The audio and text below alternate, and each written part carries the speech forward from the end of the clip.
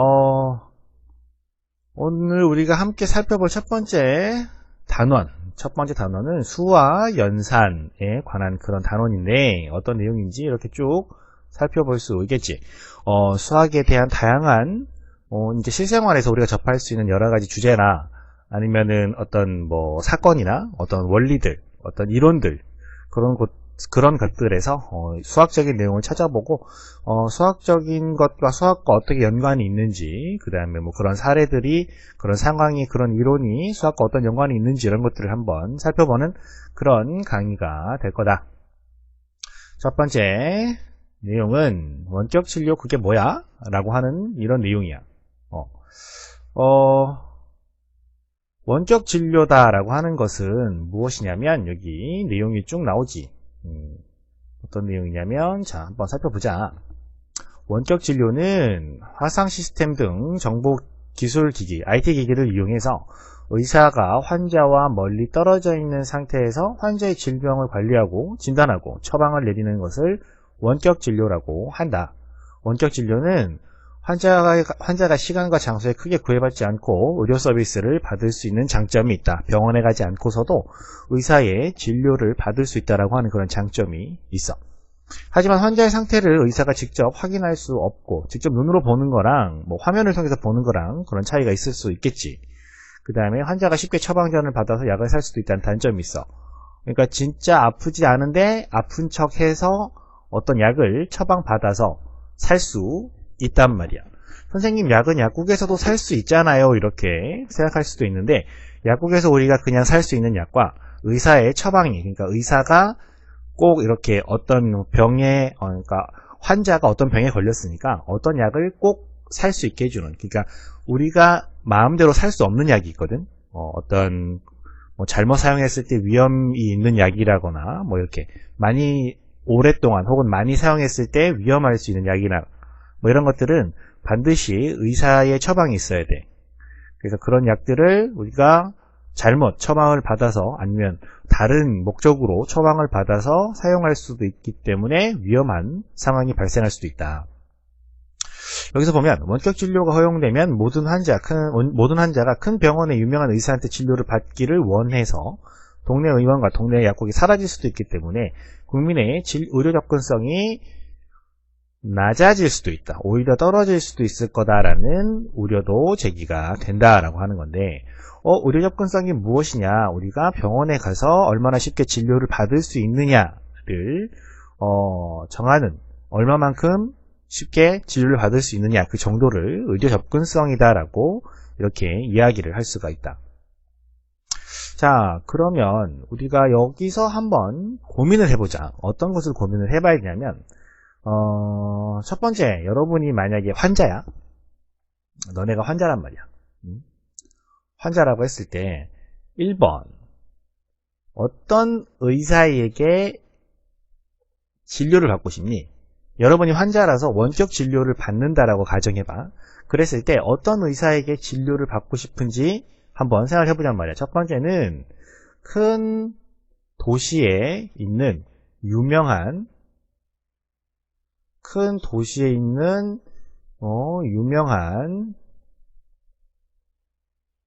병원의 의사에게 진료를 받고 싶니? 아니면 두 번째, 동네에 있는 작은 병원의 의사에게 원격 진료를 받고 싶니? 여러분이 원격 진료를 신청하는 환자라고 했을 때 누구에게 진료를 받을 거야? 당연히 도시에 있는 유명한 병원에 있는 유명한 의사에게 진료를 받고 싶어 하겠지. 그렇지 않겠니? 그지? 그러면 왠지 더 진료를 잘 해줄 것 같고 더 나의 병을 잘 알 것 같잖아. 그지? 그래서 유명한 도시에 있는 또 유명한 병원에 있는 의사한테 진료를 받으려고 한단 말이야. 그렇게 되면 많은 사람들이 이 의사에게 진료를 받게 될 테니까 동네 의원에 있는 우리 동네에 있는 의사는 직접 병원을 방문하는 사람만 진료를 할 수가 있게 되겠지. 그럼 어떻게 돼? 누가 더 돈을 많이 벌 거야? 이 의사가 돈을 많이 버니까 동네에 있는 의사는 어떤 생각을 가질 것 같아? 어떻게 될 것 같아? 돈을 못 벌어서 배가 고픈가? 어떻게 될 것 같아? 아, 나도 유명한 병원으로 가서, 도시로 가서, 유명한 병원에 가서 유명한 의사가 돼야겠다. 다들 도시로 가려고 하겠지. 그지? 맞지? 자, 원격 진료를 하는 이유가 무엇이냐면 누구나 쉽게 의사에게 진료를 빠르게 받을 수 있도록 하는 것이 원격 진료의 목적이야. 훨씬 더 쉽게 의사에게 진료를 받을 수 있게 만들고자 하는 것이지. 자, 그래서 우리는 이런 의사에게 쉽게 진료를 받을 수 있을 거다 라고 본다면 원격 진료는 의료 접근성을 높이기 위한 방법이 맞을 수 있어. 맞잖아. 그치? 근데 어떤 문제가 생기냐면 자, 응급 상황이 발생했어. 응급 상황이라고 하면 예를 들면은 뭐라고 할까? 교통사고가 발생했어. 교통사고가 발생해가지고 크게 다친 사람이 있어. 크게 다쳐. 그래서 지금 당장 어떤 조치를 취하지 않으면 목숨이 위험할지도 모르는 그런 환자가 생겼단 말이야. 그런 상황에서 이 환자는 어떻게 해야 돼? 어떻게 해야 돼? 교통사고가 났어요. 응급 환자가 발생했어요. 어떻게 해야 되지?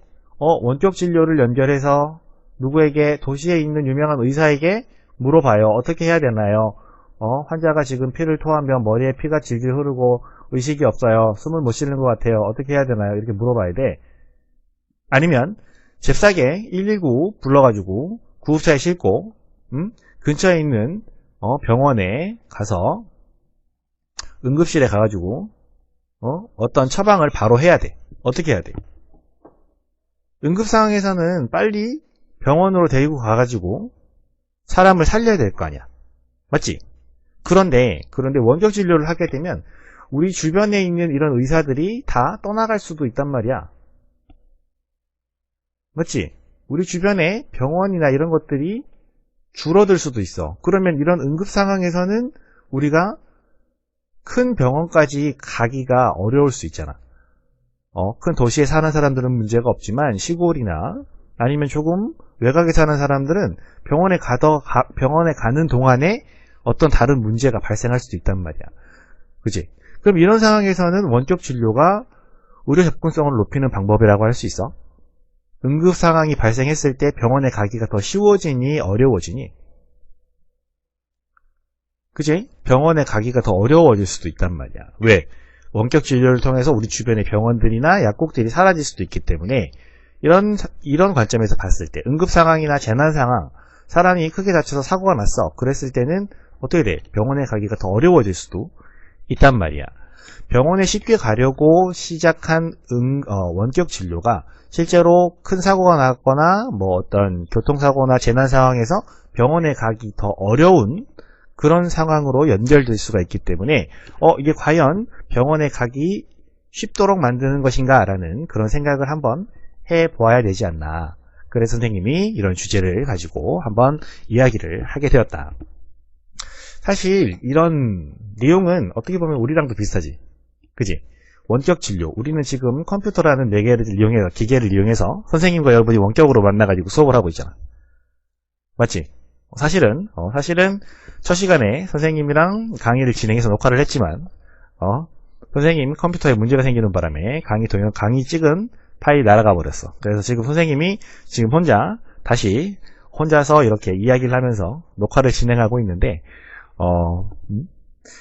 어떻게 보면 원격 진료랑 비슷하다고 볼 수가 있지. 선생님과 여러분이 집에서 만나서 이렇게 수업을 듣는단 말이야. 그렇다고 해서 여러분 주변에 있는, 집 가까이에 있는, 동네에 있는 학원들이 없어진다고 하더라도 학원에 당장 안 간다고 해서 크게 목숨을 위험한 상황은 아니잖아. 그렇기 때문에 원격 진료와 똑같은 상황이다라고 볼 수는 없지만 어떻게 보면 원격 진료, 컴퓨터를 통해서 환자와 의사가 만나는 것과 같이 컴퓨터를 통해서 선생님과 학생인 여러분이 만나는 이런 것이 좀 비슷한 상황이기 때문에 또 하나의 재미있는 그런 연결고리로 이야기를 해볼 수가 있겠다. 우리나라에서도 원격 진료가 부분적으로 진행이 되고 있다. 그러니까 시골이나 섬 이런 데 살고 있는 사람들이 병원에 가기 어렵기 때문에 이렇게 원격 진료를 활용한다라는 내용을 살펴볼 수가 있었습니다. 자, 문제 한번 살펴보도록 할게. 첫 번째 문제. 사람 수는 소수나 분수로 셀 수 없다. 하루 평균 7.5명의 환자가 병원을 방문한다고 했을 때, 사람의 수를 7.5명이라고 하면 어떻게 해야 돼? 7명 한 다음에 0.25명은 어떻게 표현할 거야? 사람이 있는데 0.25명이 방문했다고? 사람의 손이랑 다리만 방문한 거, 이렇게 이해하는 사람 없겠지? 그지? 그러니까 평균을 내봤을 때 이 정도 방문했다라고 해서 수학적으로 봤을 때는 큰 문제가 없는 표현이지만, 어떻게 보면 사람 수를 소수점으로 표현한다고 하는 것은 어떻게 생각해보면 또 불가능한 것일 수도 있단 말이야. 그렇기 때문에 이런 것들을 해결하기 위해서 소수나 분수를 사용하지 않고 환자 수를 나타내는 방법은 어떤 방법이 있을까라는 것을 우리가 한번 생각을 해보자는 말이지. 어때? 이런 것들에 대해서 생각해 본 적이 있었나? 7.5명? 사람 7.5명이 몇 명? 어떻게 표현하지? 그러니까 우리가 생활을 할 때, 우리가 평소에는 아무런 의심 없이 사용할 수 있는 이런 표현이지만, 수학적으로 살펴봤을 때 사람의 0.25명은 표현하기가 어쩌면 불가능한 부분일 수도 있을 텐데, 이런 생각에서 이런 문제가 만들어졌다라고 볼 수가 있어. 선생님은 이런 생각을 가졌는데 어때? 너네들은 전혀 안 궁금했나? 어떻게 하면 분수와 소수를 사용하지 않고 사람 수, 환자 수를 표현할 수 있을까? 첫 번째 방법은 뭐 이런 거지. 7.25명은 약 몇 명이다? 7명이다. 그지? 사람 수를 어림해가지고 표현하는 방법이 있겠지. 이런 것도 한 가지 방법이 될 수 있을 건데, 이건 어림이기 때문에 정확한 숫자를 표현한 것은 아니라고 볼 수도 있어. 그래서 이렇게 표현할 수 있겠지. 7.25명이 방문했는데 만약에 4일 동안 방문한 사람을 합한다면 47, 28에서 총 몇 명? 29명이다. 이렇게 계산을 할 수가 있으니까, 소수와 분수를 사용하지 않기 위해서는 사람 수가 자연수가 될 수 있게 그 며칠 동안 방문한 사람들을 다 합하는 거지. 그래서 4일 동안 29명이 방문한 것이다, 이렇게 표현할 수도 있겠다. 그래서 여러분이 첫 번째 방법으로 많이 표현을 했는데, 이런 방법으로 표현하는 방법도 있을 거다라고 이렇게 이야기를 해보겠다.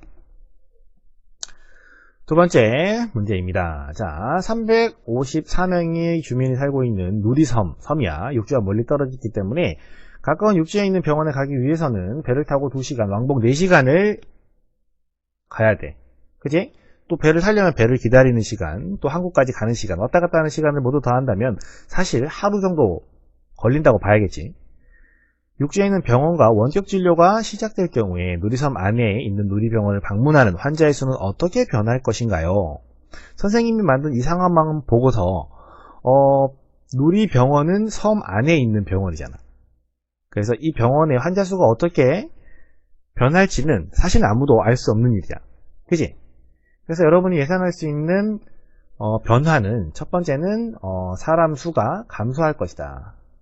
병원을, 섬 안에 있는 병원을 방문하는 사람이 감소할 것이다. 두 번째는 큰 변화가 없을 것이다. 세 번째는 오히려 증가할 것이다.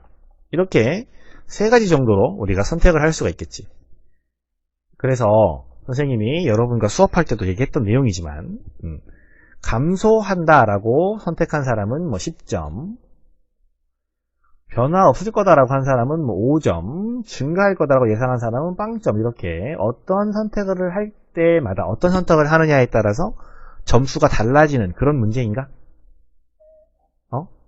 선생님이 낸 이 문제가 어떤 선택을 하는지에 따라서 이렇게 점수가 달라지는 문제야? 그런 게 아니지. 그런 문제가 아니야. 여기서 중요한 것은 아무도 몰라. 어떻게 변할지 알 수 없기 때문에 여러분은 어떤 선택을 해도 괜찮아. 대신 그 이유나 근거가 타당해야 돼. 그러면 어떤 선택을 했던지 간에 그 이유가 적절하다면 누구나 그 이유를 보고, 그 근거를 보고 그럴 수 있겠는데?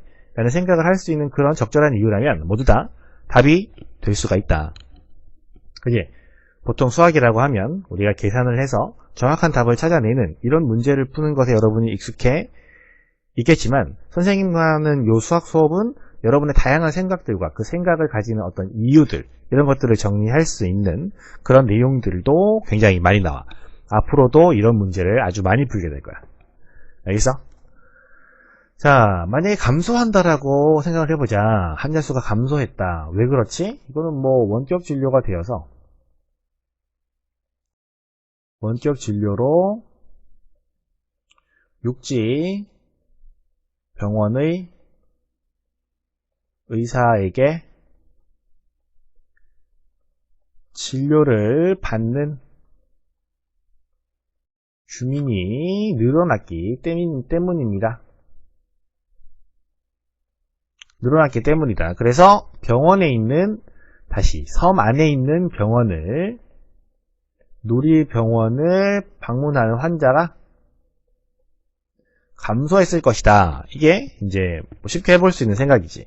근데 몇 가지 다른 상황을 고려해 봤을 때 선생님 저는 그렇지 않을 수도 있을 것 같아요. 왜냐하면 일단 섬이니까, 섬에는 젊은 사람보다 어르신들이 많이 사세요.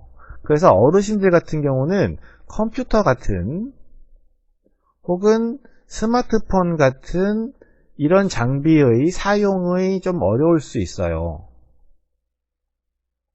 그래서 원격 진료가 시작됐다 하더라도 원격 진료를 많이 안 하고 그냥 나는 그냥 하던 대로 병원 갈랜다 하고 그냥 누리섬에 있는 병원에 방문하실 것 같아요. 이렇게 생각을 해본다면 큰 변화가 없겠네? 그지? 변화가 없다라는 주장에 대한 근거로 적절하겠지? 그지? 이런 식으로 왜 그렇게 생각했는지 그 근거를 잘 들어주면 된다. 두 번째는 오히려 환자 수가 증가했을 거예요. 그 이유는 무엇일까요? 여기는 섬이니까요. 어르신들이 많아서 아프거나 아니면은 뭐 질병에 대한 위험이 높아요. 그리고 뭐 예를 들면은 이건 실제로 수업 시간에 여러분 했던 내용인데, 여러분이 말했던 내용인데, 어떤 건강에 대한 어떤 중요성을 더 많이 깨달아서 건강에 대한 어떤 뭐라고 할까, 진료? 확인? 아프지 않으려고 미리 진료를 받는 거지. 확인하고. 그런 것들이 증가하면서 어르신들이 많이 사시니까 아프면 안 되니까 먼저 병원에 가 진료를 받고 어떻게 하면 건강할 수 있는지 뭐 이런 것들도 알아보고, 어떤 이러한 생각들이 많이 생기면서 오히려 더 병원을 방문하는 사람이 늘어났을 거야. 근데 어르신들이니까 원격 진료는 받기 어려울 테고 근처에 있는 병원을 더 많이 방문하게 됐을 거다 라고 이렇게 생각할 수 있겠지. 그래서 요런 이유라면 오히려 환자가 증가했다라는 이유로 타당할 수 있겠지. 그래서 중요한 것은 어떤 선택을 하느냐가 중요한 것이 아니라 왜 그렇게 생각했는지 그런 근거를 잘 적어주면 된다라고 하는 내용을 선생님이 다시 한번 강조하면서 다음 내용으로 넘어가도록 하겠다. 두 번째, 전기를 아껴보자 라고 되어 있습니다. 엄청 더운가 봐, 그치? 여기 불이 막 나고 있고. 하지만 전기를 아껴야 되기 때문에 어때? 선풍기도 멈춤, 에어컨도 조용. 휴대용 선풍기로 지금 윙 하면서 땀을 어떻게 말려보려고 하지만 벌써 땀이 막 젖었지. 아이 덥다. 이렇단 말이야. 한여름 무더위를 견딜 수 있도록 도와주는 선풍기와 에어컨이 있는데 어떻게 하면 전기를 아낄 수 있을까요? 에어컨 한 대의 월간 소비 전력량은 253.8kWh, 전기의 전력량을 나타내는 단위입니다. 1시간 동안 사용하는 전력의 양, 뭐 이렇게 이해하면 될 것 같고, 선풍기 한 대의 월간 소비 전력량은 28.2kWh로 에어컨이 선풍기보다 훨씬 많은 전기를 소모한다. 폭염이 계속되는 경우 에어컨과 선풍기를 번갈아 가면서 사용하면 연속 냉방 효과를 얻어서 전기를 아낄 수 있고 함께 사용해도 전기를 아낄 수 있다라고 되어 있습니다. 전기를 아끼는 방법에 대해서는 여러분도 많이 잘 알고 있을 거고요.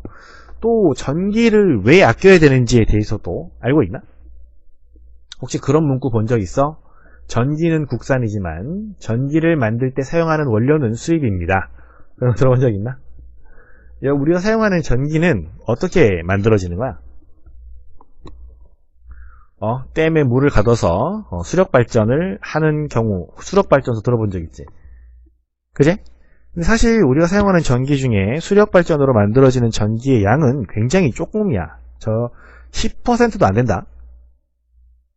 10%도 안 돼. 그럼 나머지 전기는 어떻게 만드는 거야?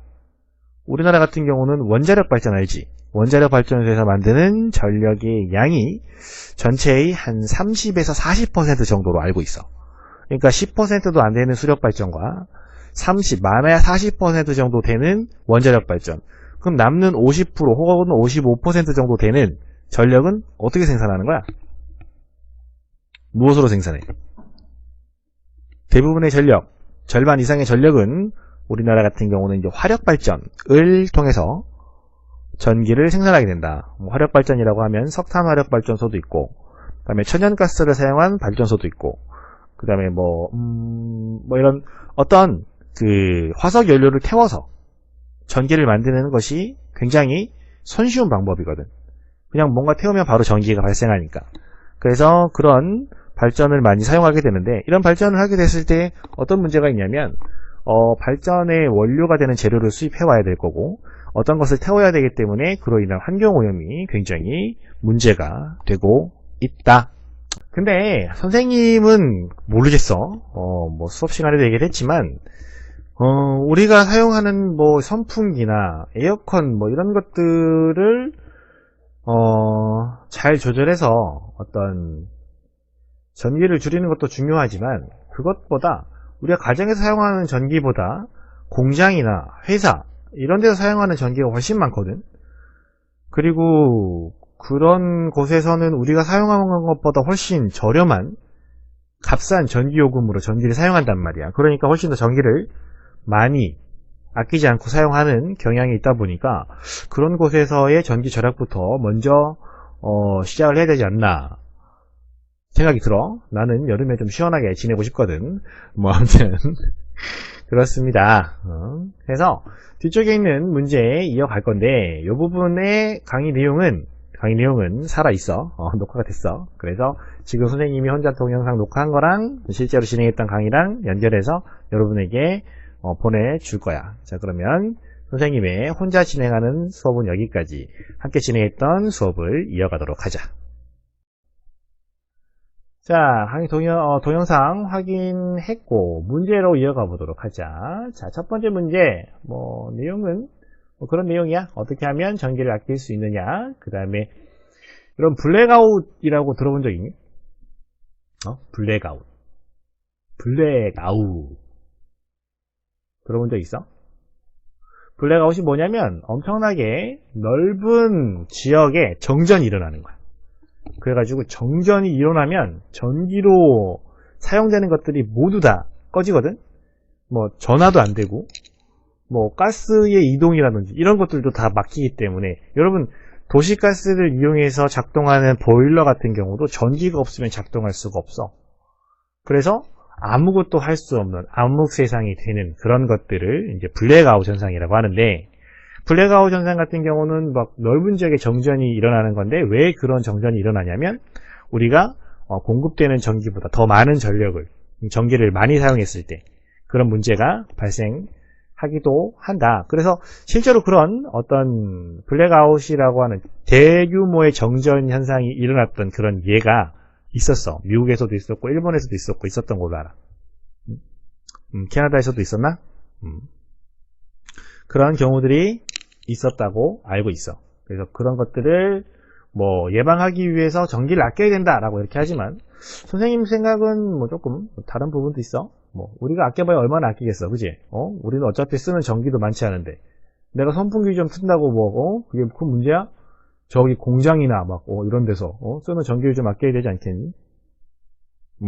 그런 선생님의 개인적인 생각을 전달하면서, 자, 첫 번째 문제 이어가 보도록 하겠습니다. 마이크 열린 김민준. 김민준아? 2명이 김민준이 있단 말이야? 얘기 한번 해볼래? 이거 큰일 났네. 김민준의 정체를 나누어야 되겠어. 말하고 있니? 민준아? 네? 오케이. 지금, 네? 너가 읽어라. 에어컨과 선풍기를 번갈아 사용할 때 월간 소비 전용량은 203.04kWh이다. 에어컨과 선풍기를 번갈아 사용할 때 월간 소비 전용량은 에어컨 한 대만 사용했을 때 월간 소비 전용량의 몇 배인지 계산하시오. 자, 여기서는 계산하시오라는 문제입니다. 여러분이 적절한 조건에 맞게, 주어진 조건에 맞게 계산을 해서 답을 찾아야 되는 그런 내용이에요. 자, 몇 배입니까? 자, 에어컨과 선풍기를 번갈아 사용할 때 월간 소비 전력량은 203.04kWh입니다. 에어컨과 선풍기를 번갈아 사용할 때 소비 전력량은 에어컨 한 대만 사용했을 때, 에어컨 한 대만 사용했을 때 얼마니? 에어컨 한 대 소비 전력량은 253.8.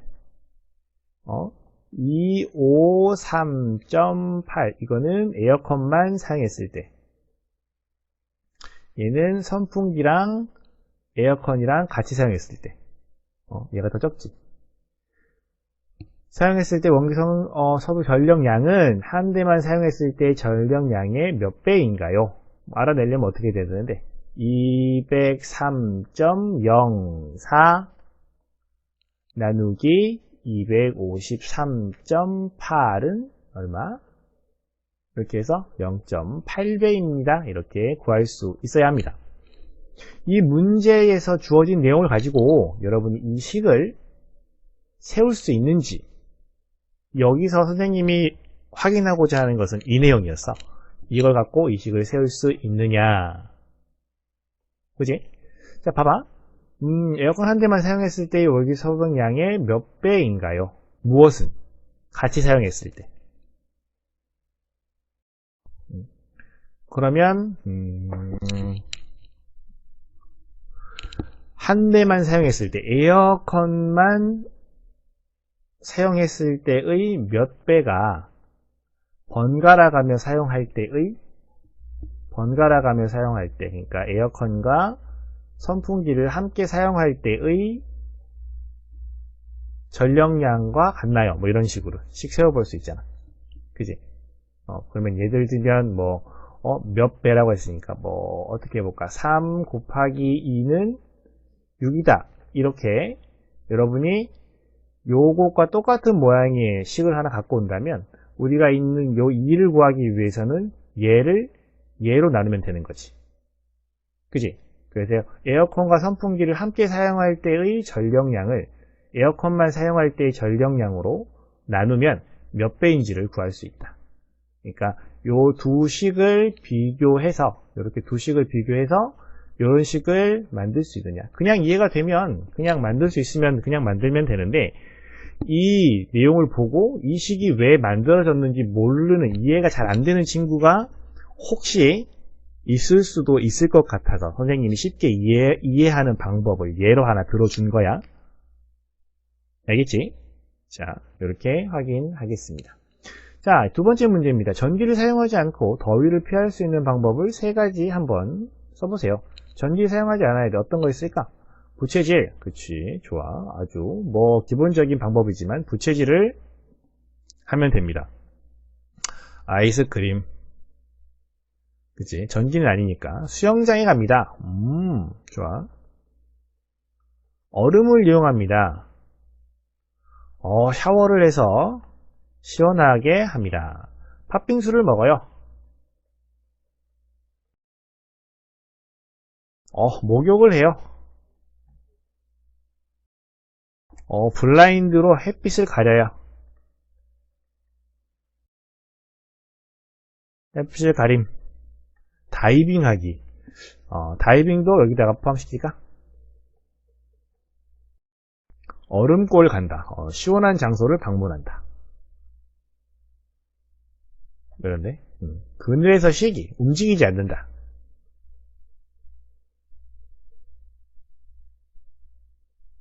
다양한 방법들이 있겠지, 그지? 냉찜질.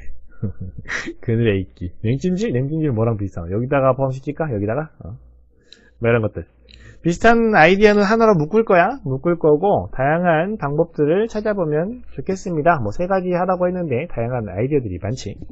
그치? 남극에 가기. 얼음골 가는 거랑 같은 거야. 잔다. 자는 것도 움직이지 않는다. 여기다 포함시킬 수 있겠지. 움직이지 않는, 자면 가만히 있으니까. 이렇게 확인을 해볼 수가 있겠습니다. 뒤쪽에 있는 더 멀리 가려면 이라고 하는 연비에 관한 내용인데, 오늘 선생님이 여러 번 튕기기도 했고, 그 다음 표시간이라서 여러분에게 수업에 관한 내용들을 설명해주고 하다 보니까 시간이 좀 많이 지나버렸어. 그래서 3번부터 7번까지 다음 시간에 수업을 진행할 예정입니다. 그러니까 여러분이 열심히 예습을 해서 다음 시간에는 오늘보단 조금 더 많이 수업을 진행할 테니까 이렇게 확인을 하도록 하겠습니다. 알겠죠? 다음 시간에 해올 여러분 예습해올 내용들 확인하시고요. 다음 시간에 만나 또 재밌게 수업을 하도록 하겠습니다. 오늘 여기까지. 다음 주에 보자. 안녕.